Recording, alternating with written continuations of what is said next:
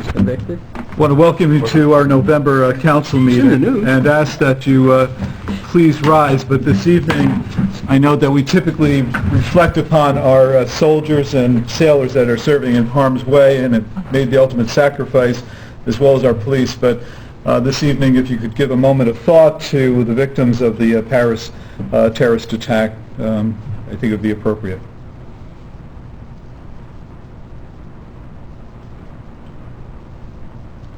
Thank you. Please join us in a salute to the flag. Pledge allegiance to the flag of the United States of America and to the republic for which it stands, one nation, under God, indivisible, with liberty and justice for all. Please be seated. I'll ask that the clerk please read the sunshine notice. This meeting is held pursuant to New Jersey Open Public Meeting Act. Adequate notice of this meeting was advertised in January 11, 2015 edition of the Trends and was provided to the Star-Ledger, Daily Record, and North Jersey Herald News on January 11, 2015. Adequate notice of this meeting was also posted on the municipal bulletin board, filed with the acting borough clerk, and provided those persons or entities requesting notification. Roll call, please. Councilman Frida? Here. Councilman O'Doherty? Here. Councilman Barish? Here. Councilman Cobell? Here. Councilwoman Senti? Here. And Councilman Giantonio. Here. Thank you. This evening, unfortunately, we don't have a treasurer's report. There was a little bit of mix-up with... I'm sorry, we have a treasurer's report. We don't have a tax collector's report. So I'll ask the clerk, please, to read the treasurer's report. The treasurer's report indicated we started out with cash on hand at September 30th in the amount of $3,315,511.59. Receipts for the month of October totaled $2,601,087.60, with disbursements amounting to $3,694,331.87. The new balance on hand October 31st, 2015 was $2,222,267.32. Someone offer that, please. So moved. Here's a second. Second. Roll call, please. Councilman Frida? Yes. Councilman O'Doherty? Yes. Councilman Barish? Yes. Councilman Cobell? Here. Yes. I'm sorry. Councilwoman Spencer? Yes. And Councilman Giantonio. Yes. Thank you. Moving on to the mayor's report this evening, a brief report. I just want to go through some dates for upcoming events. First and foremost, Sunday, November 22nd, at St. David's Church, there will be a non-denominational Thanksgiving Day gathering of the community. And the pastors and Monsignor reached out to me and wanted to dedicate this to acknowledging our police department. They thought that was appropriate, and I can't agree with them more. So once again, if you have an opportunity to attend St. David's with us on Sunday at 2:30, I think that it would be appropriate at this time of year. Also want to mention that Santa Claus will be coming to town again. Always look forward to this. Friday, December 4th at 7 p.m. we will have our annual tree lighting with Santa Claus arriving that evening as well. It is, I think, one of those pretty special events in our community. So once again, for those non-believers and believers, please make an effort to come out. It's always an opportunity to put in a good word with the big guy. So. Couple other things just of noteworthy this evening. The property acquisition that we're doing next to KRP is moving forward. I think that we've had some communication with the attorney for the Pompton Reformed Church, and we were able to finalize the memorandum of understanding that of agreement that the council had approved last month. And we are now dealing directly with DEP on a couple issues that ultimately will facilitate us moving forward. I know that we had a couple of, Thanksgiving food drives. I know that the football players did an incredible job this year again, and I don't know if, Jim, you're going to report on that, but I think that that is a large part of just what our community is about, giving back. I know also that Deborah and Larry Kasha work with our high school students as well as high school students in Montville to do a turkey drive as well, and that takes place typically every year. But this year's food drives, I think, were just exceptional. Our football players from the rec level actually did an incredible job, and I just wanted to acknowledge them and the coaching staff there as well. Wanted to mention that the tax revaluation is moving forward. I think the next area of town of focus for that work will be smoke rise. I understand some letters have gone out already, and I think that we're just once again asking people to verify people's credentials and identification, and ask, don't assume. And I think that Certified Valuations has informed me that they are working diligently to ensure that this gets done in a timely fashion, hopefully by the beginning part of next year. So we're on track for that. I had mentioned to the council, and this came through public safety, but this really belongs in ordinance, but since we're at the end of the year, this probably will be carryover until next year. There was a unfortunate assault related to someone that had sold something on Craigslist, and it wasn't in our community. But I asked, Cliff and Adam to evaluate with the chief of police the benefit of establishing a safe zone where people that in fact do and have an internet transaction will have a place to go. I know the attorney has drafted and worked on the ordinance, but once again, I think it's going to be a carryover to 2016. But just want to make the public aware that we are coming into the end of the year, but I think that whatever we can do to facilitate safe transactions for people that in fact are buying, selling on internet, we have an opportunity to do that. We're going to attempt to see what works for our community. So just wanted to bring that to your attention. In the packet tonight for council consideration, and I hopefully John has had a chance to talk to you, Dan, about a capital needs assessment for our buildings here. We've been talking about that for a while. We did have a discussion today about it. Okay, and I know you probably report on that. I don't mean to, once again go outside the lines here, but I think that our buildings are roughly about 15 years old, and we've been struggling with some door issues here for a number of years, but that capital needs assessment dovetails into the Craigslist safe zone that we've been talking about. Also, I know that Councilman Barish and myself attended the New Jersey League of Municipalities. We attended a number of sessions. We were pretty impressed by the prosecutor's office, who did a presentation on heroin addiction in Morris County in the state. And part of that effort really is to ensure that prescription drugs, in fact, that are no longer needed be dropped off. And I know that we actually had a presentation. I think that Cliff had invited some of our younger students here. So to present the idea of, once again, just reinforcing that we do in fact have a drop box for unused prescription drugs that is located in the police lobby. So once again, we just want to reinforce that as we move forward. That's the end of my report, with one other item. I don't mean to... Can I ask you a question on your report before you're done? Yeah. As far as the reval, did they say which sections have been or have any been completed? No, it's my understanding that Smoke Rise is the last section, but I'm not firm on that, Steve. So okay. I know that there were a number of residents that are questioning if they weren't home whether or not people would be coming back, and I think they're trying to schedule appropriate times to make that happen. Okay.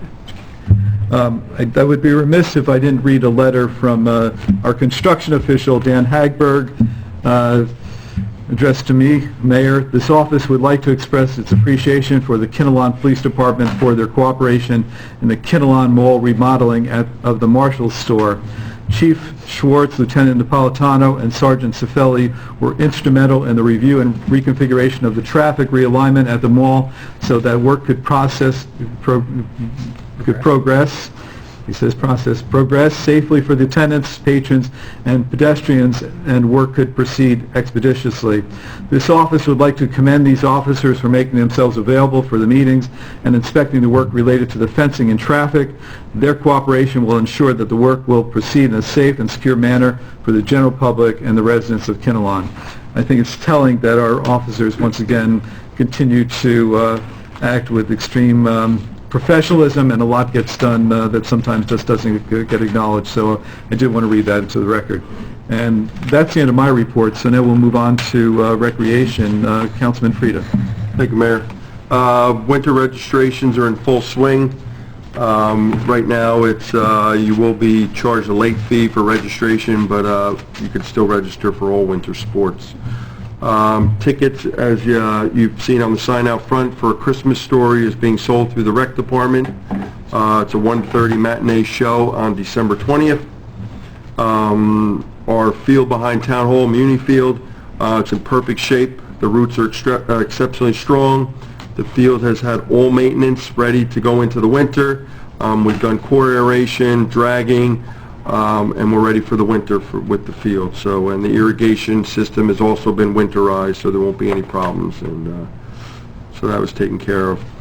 The portable lights, as promised over at KRP, have been removed. They're no longer there, so there won't be any, as they say, lights at night over there or Times Square.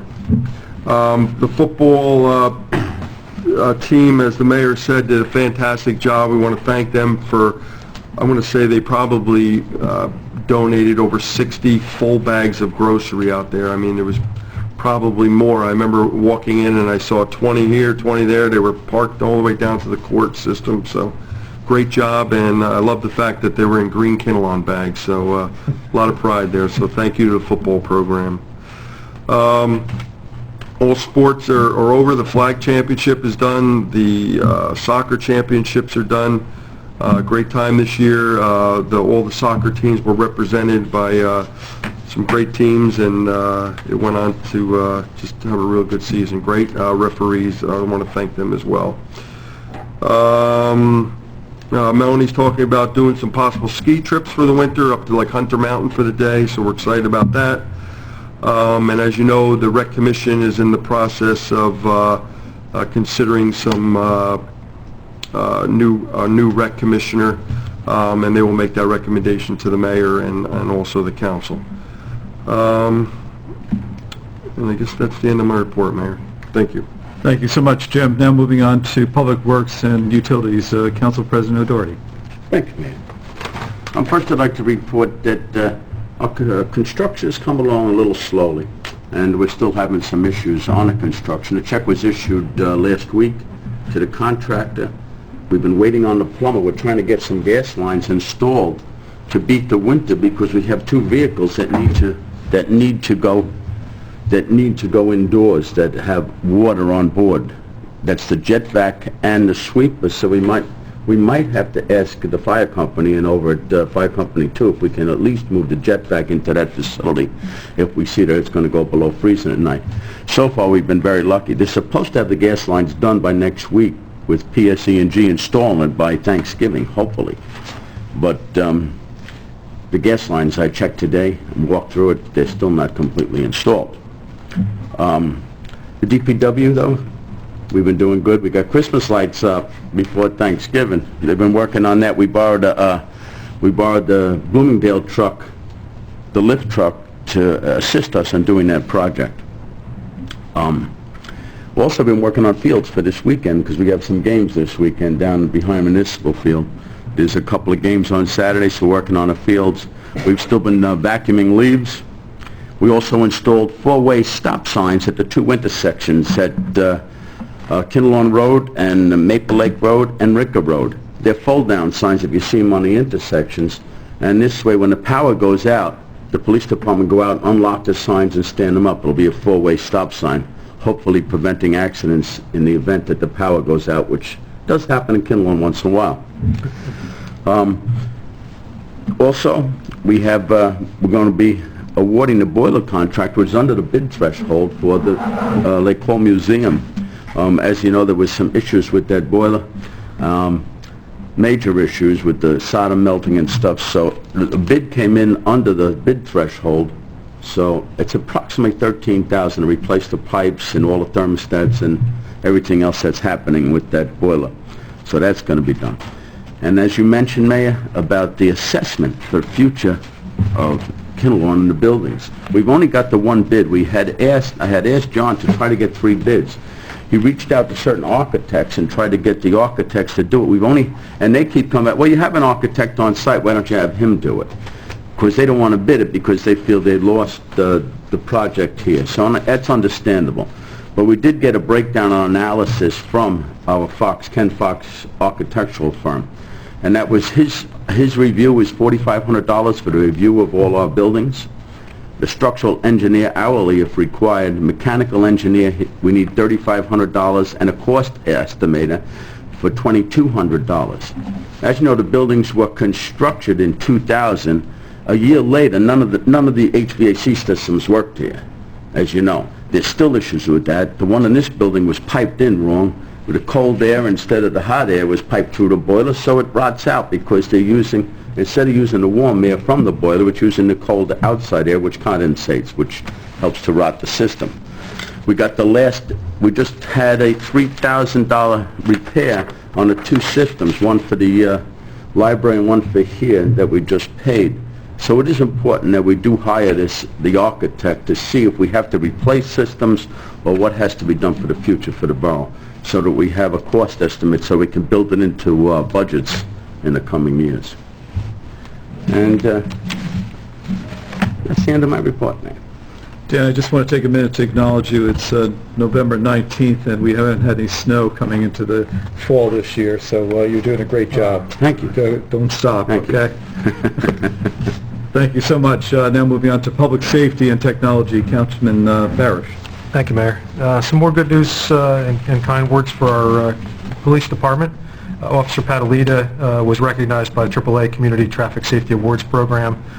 He was nominated and selected for recognition as the top award for traffic safety leadership in Morris County. So he was present at an awards luncheon held for him on October 29th, and we're very proud of that officer for his accomplishments. The other was recognition of our Chief, John Schwartz, who, after a thorough review, I'll read right from Mark Spitzer at the Police Chiefs Association. After a thorough review, you've been awarded personal accreditation status by the New Jersey State Association of Chiefs of Police. A review of your submitted proofs has revealed that you are worthy of the accredited Chief Command Executive certification. So we were given a copy of his accreditation certificate, and we're very proud that he's attained this. So that's good for the town. It's good for our ratings, and very few chiefs achieve that. Also, we have, as you said, we visited with the League of Municipalities for the last couple of days, and the discussion from the police as far as things to look out for, at least that might apply to Kinnelon, would be high-end vehicles that have the key fobs instead of keys in the car. People are tending to leave those in the cars, and they're high targets for people to steal these. They take them right down to Newark, Port Newark, put them in the crates and send them off to Africa. So if you have a key fob, it's highly recommended that you bring it into the house with you and lock your vehicles. It's making it very easy for these cars to disappear. And the other word of caution that they gave us as far as the funding that these drug addicts use to collect the money would be watching friends and relatives and neighbors, because we're all kind of carefree, maybe as far as accepting friends into our Facebook accounts, and they will watch for when people are out of their house and use that as an opportunity to steal small objects and large objects. There's an ordinance that we'll need to consider probably into the next year that will create a licensing for secondhand goods, businesses, pawn shops, companies or businesses that buy gold. This is where the money is going to support their drug habits. And I think almost verbatim the words from the Morris County prosecutor are that they can't arrest their way out of this drug problem. They know that they have to treat it. And some of that is going to be through identifying and stopping these people from the petty thefts, and then tracking that back to the individuals that are doing it.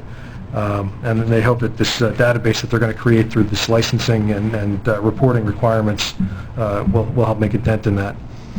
That was it for the police. Fire department reports that their seasonal carbon monoxide alarms are increasing as usual as people turn their heating units on, whether it's first-time units or just not cleaning their flues and their chimneys. Also, we're finding that while the professionals and the news seem to indicate that there's a 10-year lifespan on carbon monoxide detectors, we're finding that the real life is 7 years. So we recommend that people check their CO meters, their CO detectors, and if they're 7 years out, replace them. If you're getting the chirps and you can't make it go away, if they're Nighthawk units and they have errors on them, it's time to change them. That was it for public safety. Adam, I'm sorry, can I ask a question about... Certainly. So you're saying even if the unit isn't chirping like it's malfunctioning, it still could be worn out and you should get a new one? Affirmative. Okay. Yeah, between 7 and 10 years. By 10 years, it should be replaced for sure. And at 7 years is when we're recommending it now. Okay, thank Is that you. for hardwired systems or these portable ones that they... No, it's actually they say? the chemical lifespan on the detector portion of these CO detectors. So it doesn't matter Yeah. whether... Either one. Yeah, if it's hardwired, I there's got still $25 at Home Depot. The first alerts. Yeah, I'm just wondering if there was a difference between hardwired and... Yeah, no, it's the chemical reaction that's breaking down. Thank you. Good to know. Sure. That's why I didn't know. Email addresses are in the process of being assigned or have been assigned to board members and committee members. I just talked with Jim tonight, and we're going to take care of getting those also issued to the Rec Commission. So everybody will have a non-personal account to email to, and that'll put us more in compliance with the Oprah and OPMA laws. Carol and Gen H are handling that. And then on the website, the only quick update is that the KPD, we're starting to identify forms that are frequently requested and that people need to come down to KPD for, such as firearms ID cards. I know up in the tax office they identified a few forms that are frequently requested. So we're going to start making around. Gen H is going to take care of that, and we'll get these forms up on, for instance, the firearms ID card will go under the police side, and we're also under the final tab. I made a note of which one it is. The Borough Business tab, all the way to the right on the web page. There's a Borough Form Center. So we're going to, even though it's falling under these different departments, we're going to consolidate it all into that one place. So again, we can try to reduce trips to Borough Hall for business. So that's all I have. Thank you. Thank you, Adam. Moving on to Finance, Councilman Covell. Thank you very much. I had a meeting with our treasurer, acting CFO, and to review the status of the budget input forms from our department heads, and there's still a couple that were out, hadn't been handed in yet, so I asked her to follow up on those.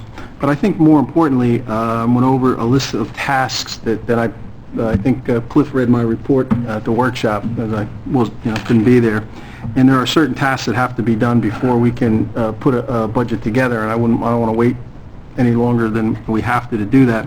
So I'd like to have a meeting of the Finance Committee and perhaps with Phoenix Consulting and our treasurer to just come up with the best, most efficient way to address those tasks that have to be done so we can get to work on next year.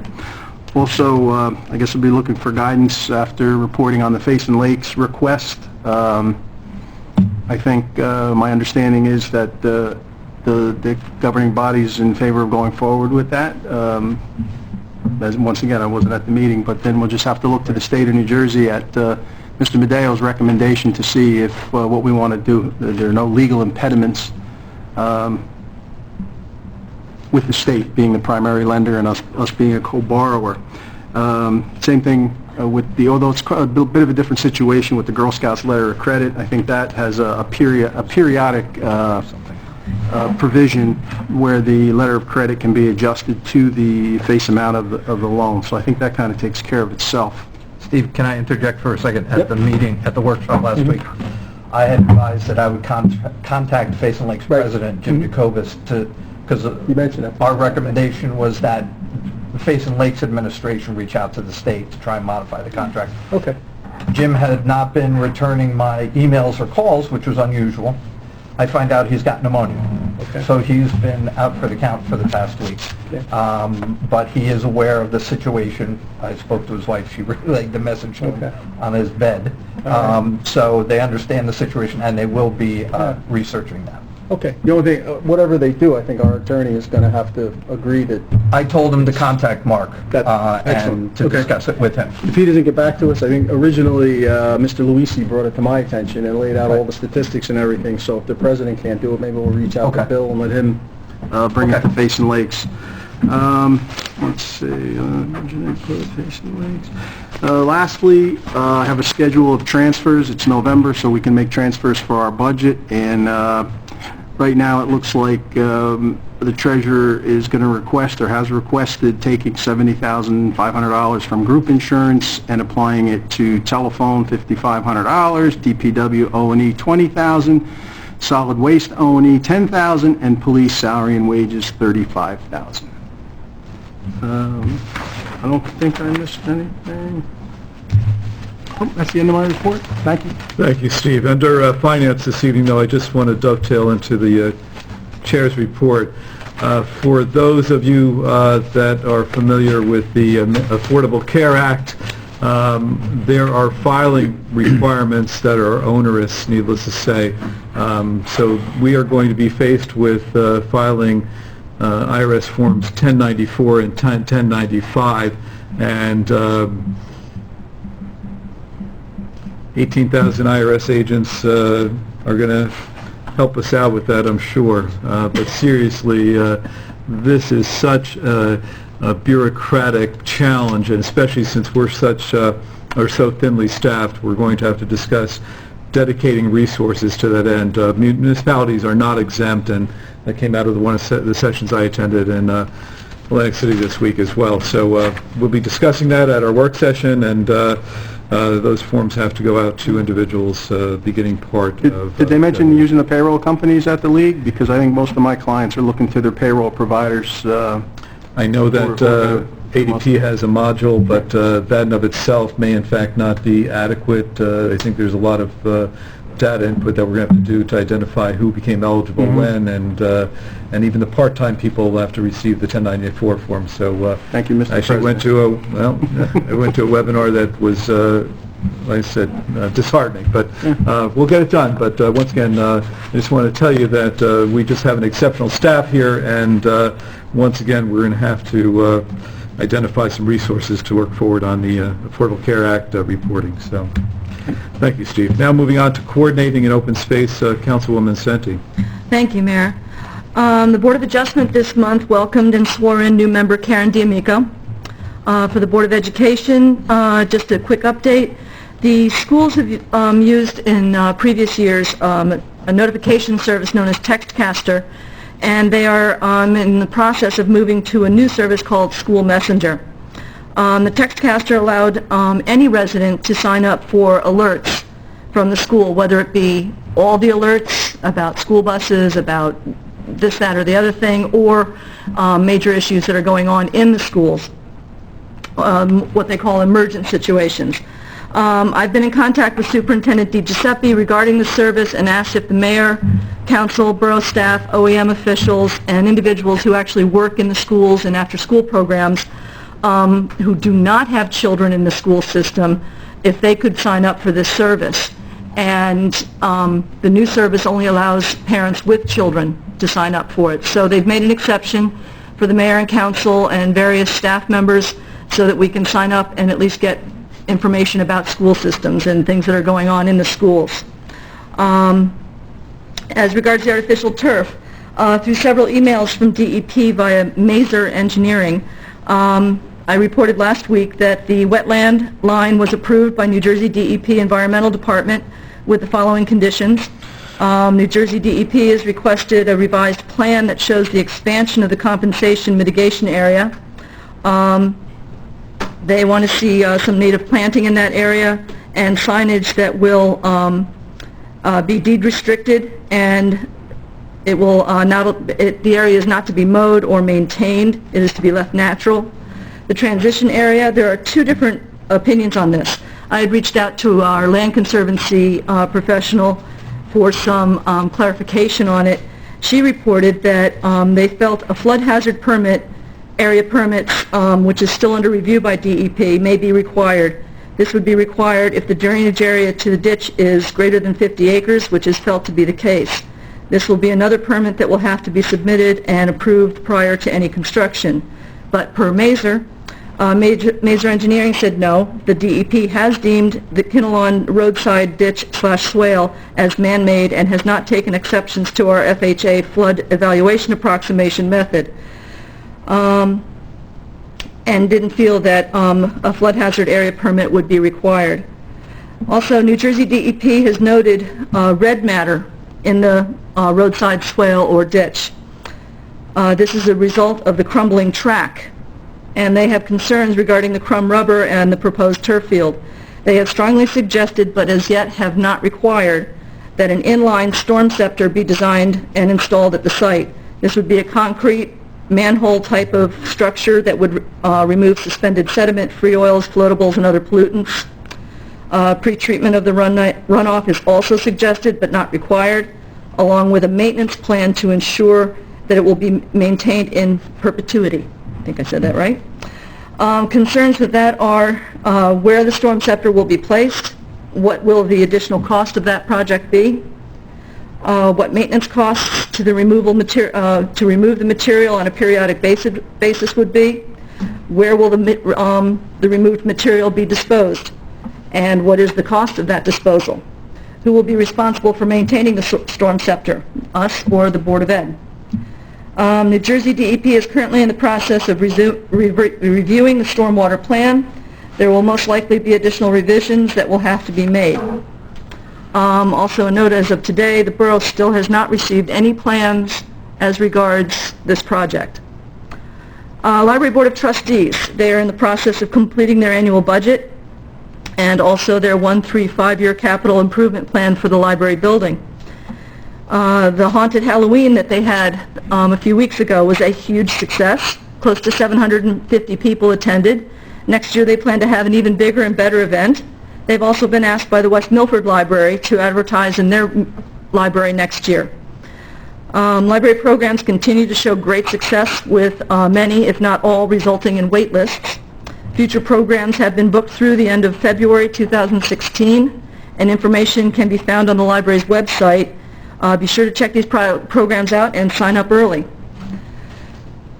For the Historical Commission, Phase 2, Part A, which is the replacement of the roof and the gutters, they're currently waiting for the state to approve the form that pre-qualifies contractors. Once that is complete, then the bid process can begin in earnest. They estimate that to be sometime in January. They held a course last week for CLL's final Women Who Made America class. And the Historic Commission presented last Thursday afternoon and talked all about Dr. Helen Miller and the history of Lacole. This was attended by about, between 40 to 50 people. Both organizations look forward to future collaborative events in an effort to engage the public and increase their knowledge about Kinnelon's history and the Lacole Museum. As Dan O'Doherty had just reported, on the agenda tonight is a resolution for the boiler. We received a couple of quotes. We're going to be going with the lowest one, which is around $11,000, and that does include all the pipes, etc., but the resolution is for not to exceed $15,000. So that will be a 3-day down period for the museum when they install that, and we want to get that done sooner than later before it gets any colder. The Open Space and Environmental Commission had a joint committee meeting last night. At their joint committee meeting, they discussed common goals and trail mapping project, and agreed to have another joint committee meeting in January or February to discuss the trail mapping, and would like to have the New Jersey-New York Trail Conference attend at the same time. As to the trail grant status, Linda Glashinsky of the Land Conservancy reported that we should receive news about this grant by the end of this month. The reason this has taken so long is that the grant program was overwhelmed with applications, and there was only one person reviewing them. And as the mayor reported, on Totowa Constructors, the final walkthrough was done on this property, and we have a new Green Acres sign that will go up once we have developed whatever pocket park for that. We hope to have the closing by the end of this year. And that is the end of my report, Mayor. Thank you. Thank you, Carol. Now moving on to Personnel and Ordinance. Councilman Giantonio. Thank you, Mayor. To touch on what you talked about before, Mayor, there is a draft ordinance regarding selling goods in town. I recommend or request that all the members of the governing body review it, and we can discuss it at next month's meeting. I think I've already come up with some things I think we might want to add to that. The sign ordinance, the planning board has advised that they should be getting us a draft shortly. They've put in a lot of work into the sign ordinance, so I look forward to seeing that. Regarding personnel, I had mentioned last week at the workshop that I've started drafting job descriptions, and the first batch I sent out to Councilman, I almost called it Congressman, this is a bit of a promotion, Councilman Barish, and he was kind enough to review them and actually sat down with the police chief regarding the chief of police job description, but then Adam pointed out to me that there is a town ordinance that lists some of the chief's responsibilities. I had gone through the list of ordinances and saw one ordinance that just said the chief of police will basically do whatever the law requires. And I thought that that was it, so a fuller job description would be better, but Adam pointed out that there's another section of our borough code that delineates the specifics of what a chief's responsibilities are. So I'm going to work with Councilman Barish on that maybe we can consolidate those two sections so there's less confusion. Same with the job description for the fire chief.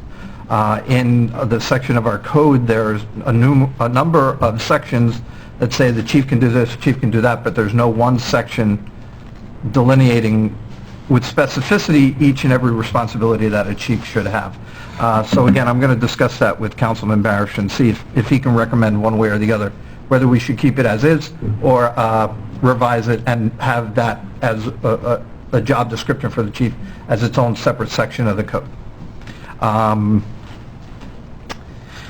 The Personnel Committee met, I guess it was earlier this week. Was it earlier this week? Mm-hmm. I'm losing track of time. To go over salaries for the employees here in Town Hall, both union and non-union.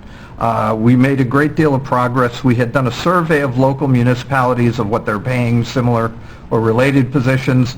I want to thank Councilwoman Svente for putting that into a comprehensive document that we could really compare and contrast the different salaries for different positions, because obviously every town doesn't have the same job descriptions and positions that we have here in town, but we were able to make some semblance out of it. I had initially requested that we go into closed session tonight to go over that list, but upon further reflection of all the issues, I think the Personnel Committee should get together one more time and refine that list to give us a little bit more of an understanding of where we can go with these salaries for our personnel, and make sure that when we meet with the union again and the individuals who are not members of the union, that they have a fuller understanding of where the borough is coming from with regard to their salaries. I have, during this process, I also made contact with the union shop steward here in town to basically explain to her where the Personnel Committee is with this whole process, because it's of great interest to the union. And I explained to her that we're working on it, we're making great strides in this, and we're hoping to resolve this whole issue, including the union contract, by the end of the year. And she was happy to hear that. And I asked her to convey that to the other members of the union. She said she would. At the Personnel Committee meeting, we also addressed some staffing issues, which I can't go into, but we made some progress on that. And that is the end of my report. Thank you, Mayor. Thank you, Cliff. Just before we move to hearing from the public, I want to thank the council for their committee reports this evening, but I want to mention that we will be holding a special meeting 8 p.m. on December 3rd, Thursday, and that is really to address and accept our affordable housing plan. The planning board will be meeting at 7:30 on December 3rd as well. We have been mandated by the court to ultimately have a plan in place, and because of the timeline mandated by the court, we have to take action on that evening. But it is a public hearing, and once again, our affordable housing plan is going to be taken for consideration that evening. That ends the council committee report section of the agenda this evening. I'll now open it to the public. Anyone from the public wish to be heard this evening, please step forth, state your name and address for the record, and welcome.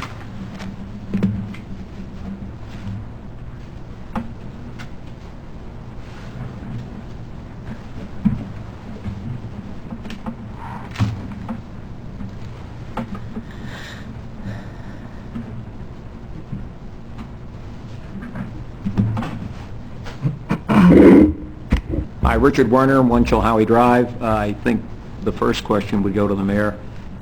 When the letters go out with the new assessed value, will that letter contain a statement as to the average percentage increase of all the residential properties in town? My understanding is from certified valuations, they typically do not include that information in the letter that establishes the new assessed value. What I've asked certified valuations to do is actually to provide us with a background that we could post on the borough's website, so people at least have an informational source. They're just a little reluctant to do that. It's something that goes outside of their normal practice.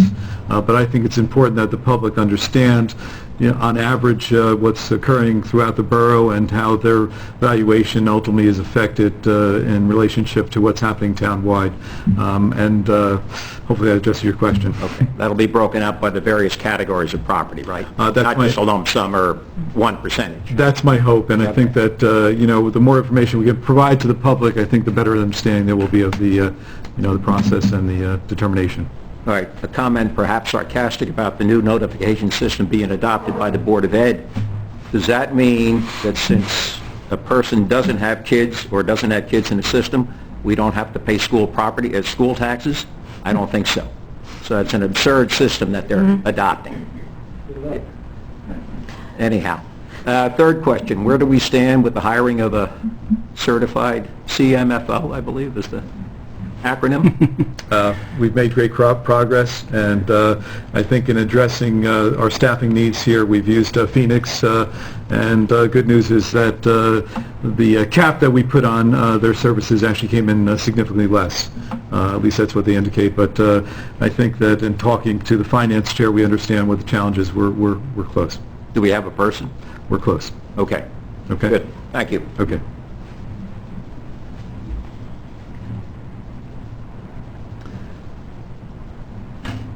Anyone else from the public wish to be heard this evening?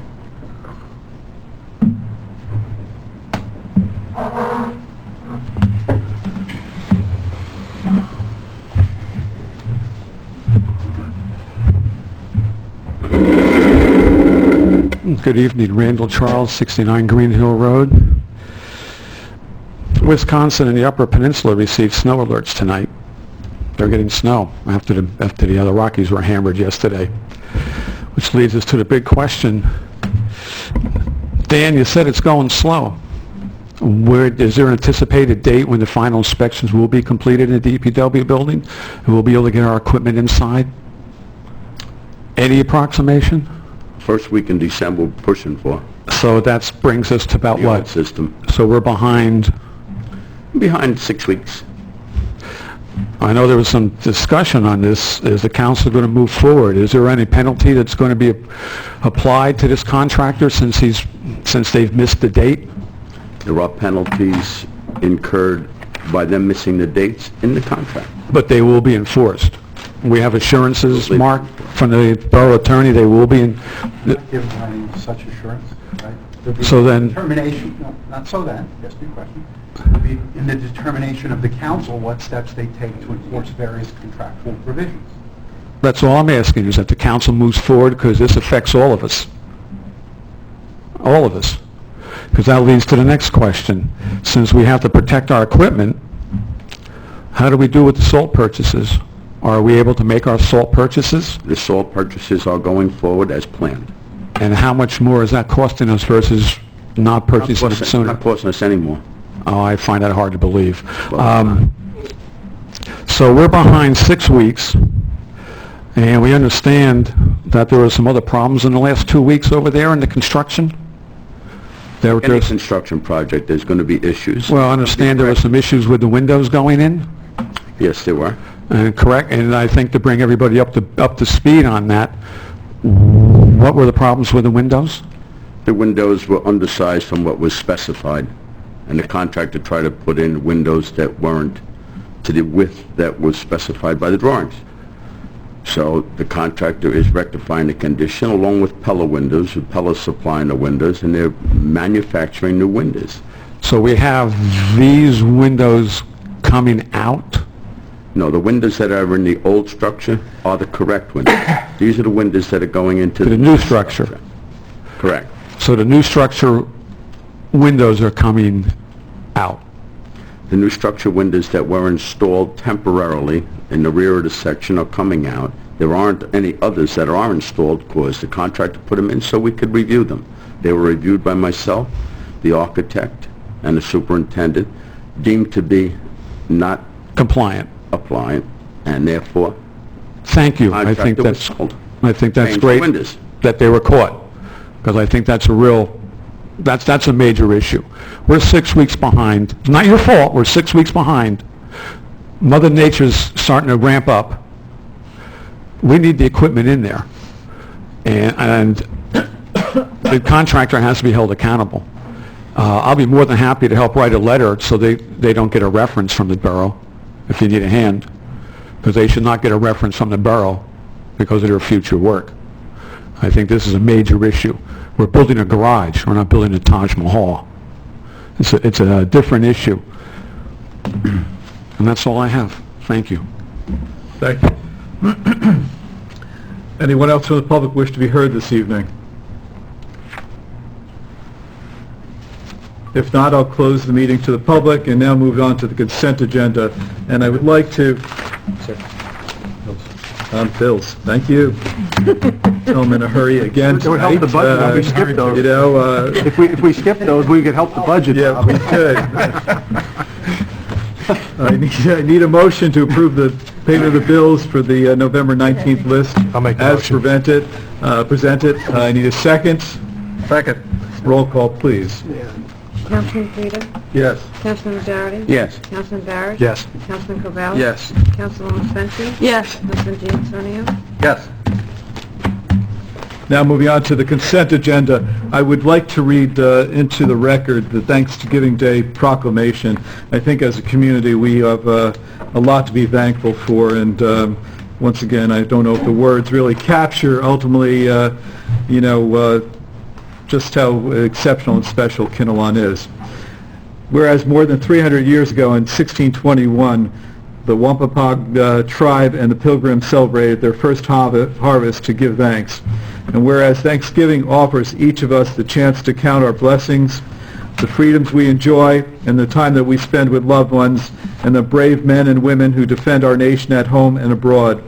And whereas today we give thanks to the first responders and the medical professionals and volunteers who work through the holiday to keep us safe, and whereas our country has always been home to Americans who recognize the importance of giving back, and whereas we gather around the table with our family and our friends at Thanksgiving, we know that our greatest blessings are not material ones, but of faithful comfort and forgiveness. Now, therefore, by the Mayor and Council of the Borough of Kinnelon, proclaim this 26th day of November, 2015, as a day of Thanksgiving.